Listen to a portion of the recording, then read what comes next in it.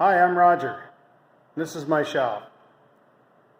You know, kids are getting married and moving away and stuff. My youngest just recently got married, and she asked me, "Dad, think you could make some things for the wedding?" I go, "Well, sure. What do you need made?" "Oh, let me just show you what she wanted made." So here you go. She needed 20 of these. She called them her centerpieces for the tables that people are going to sit at during the dinner. The new project is the wife was looking at all this hexagon stuff that I was making out in the shop, and she goes, "You know, we really need a little bench at the end of the bed so the cat can kind of go up a step and go up on the bench and then get on the bed without clawing anything." And she goes, "I could also use storage for my shoes." So now she wants not only a bench, she wants it to have storage. So that's what I'm working on today. So stick around. You'll be right there with me as we go. We're going to be using one 8-foot 4x4, a 2x4 foot sheet of plywood, 1/2 inch thick, sanded, and then I'll use part of a 3/4 inch or 5/8 inch. I don't remember if it's 5/8 or 3/4. I'll double check. But that's going to be the bottom of the storage compartment. So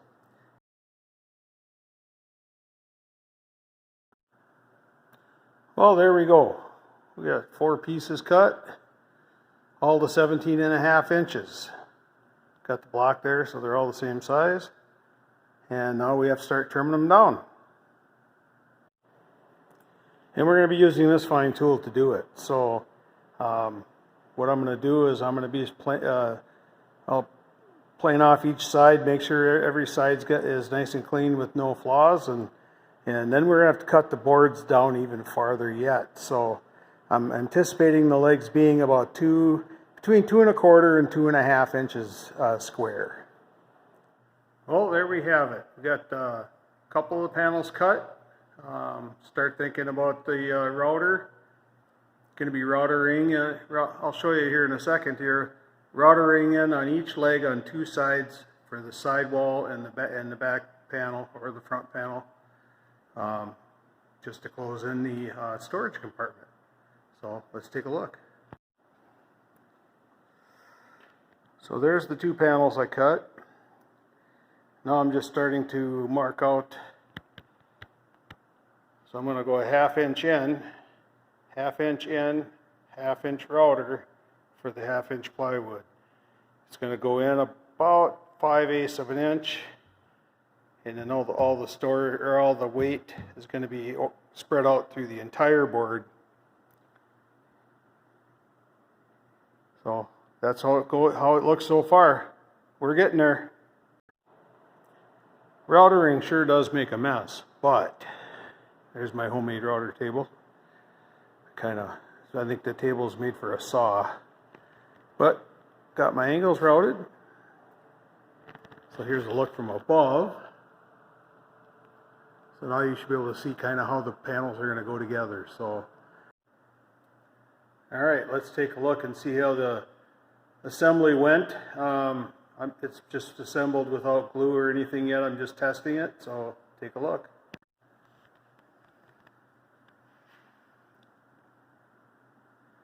Well, as you can see, there's no bottom, no top yet, but it's all fitting together pretty good. Some sanding will fix some of the high spots, but it looks like it's going to do pretty good.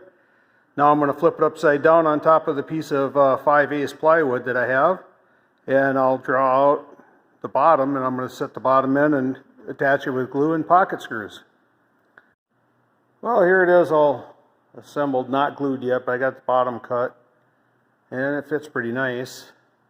Can't wait to have the wife come out and take a look at it, so I can get critiqued right away and fix any problems she has with it, and then we'll glue it up, do some pocket screws, and call it a day. Well, here's the bottom of the little chest I'm making. You see all the pocket screw holes. It's going to be on the bottom, so I don't really care about that. But I did put a just a little decorative piece in the up in between the legs at the top to help give support to the lid. So it'll look kind of cool too. So I'll walk around over here and show you what we got here. So there it is from the side. I've sanded already to down to 150. Or up to 150. So there's the piece I'm putting in. I cut it at a 45-degree angle because I had displaced. I didn't have long enough boards, so because I'm reusing the stuff that I cut off of those 4x4s. So I did a 45 here and glued it all together, screwed it in from the back side. So it's sturdy. It's really sturdy. The thing is, I build everything kind of truck ready, my wife calls it. I hate things that fall apart when you sit on them and stuff like that, so I build everything over what's needed. So we'll keep it going, and I'll show you as I go. Ready to go. I just have to put the hinges in, put the covering on the bench on the top, and it's ready to go stain it. And I have a little more sanding to do too, but we'll get there. We'll get there. But here we are back again. Got it sanded. Now we're going to start staining it. I kind of started already. I'm using a old American color. Sorry, I'm getting getting help from the side. But here it's looking pretty good so far. This is kind of what it's turned out color like. And I like using a rag because it's easy on and off. You wipe it off pretty quick, and it does a really good job. So stick around. You'll see more as we go along. I'll keep you going. All right, bye. Here you go, guys. It's all done. Just waiting for it to dry up, and then it's varnish time. So it turned out really nice. Kind of walk you around, let you see everything. So yeah, that old what is it? Early American color, number 176 in Czar. That's what this is. It turned out really nice. Inside turned out nice. So yeah, I think it's going to be a nice project. So the lid's over here. Turned out really good too. So next video should be all stained or all varnished, and we'll start working on the lid. All right, thanks. Hello again. Here we are. I'm on the second coat of varnish. I've already sanded. Apologize for not getting that on video, but I'm ready to start putting the second coat of varnish on. So watch that, and here we go. The chest is almost done. As you can see, it's turned out pretty nice. I'll keep it rolling, and I'll do some varnishing. All right, here we go.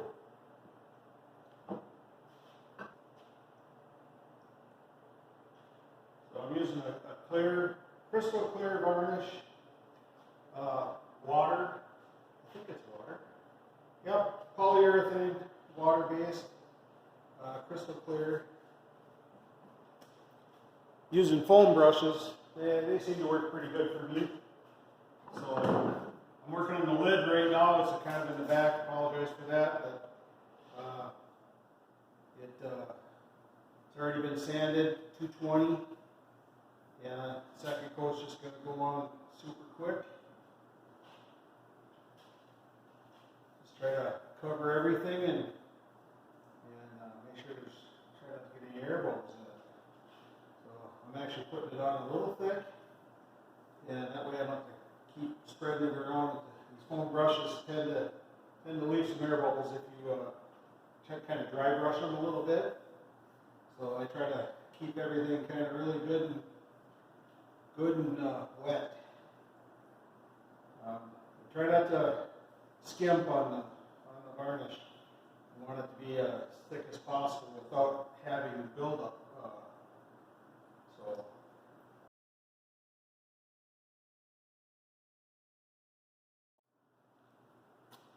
Well, here we are, starting to make the pad for the lid.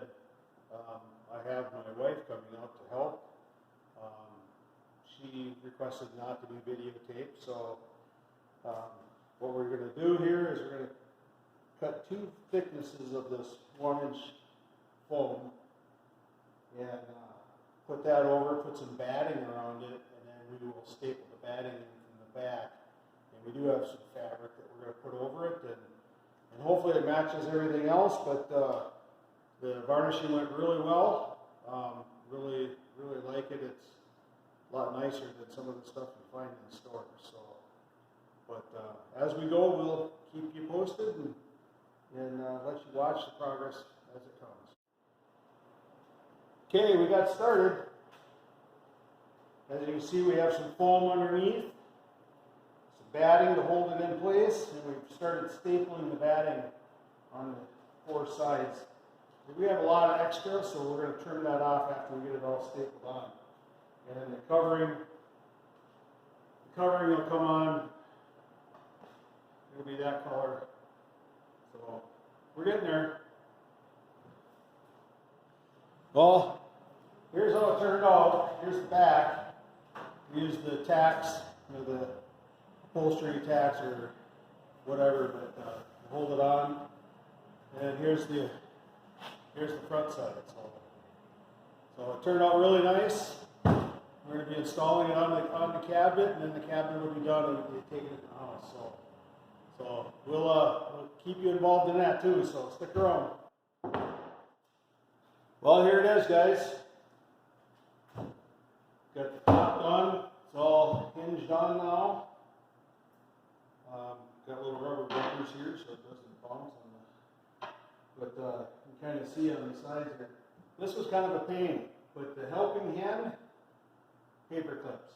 We used paper clips to hold on to that plastic strip that I was showing you, and it also held the corners so I could get the nails in. So sometimes you got to use what you got around. All right, well, there it is. I'll give you a walk around, and that'll be it. All right, here you go. So there's the front, side, top.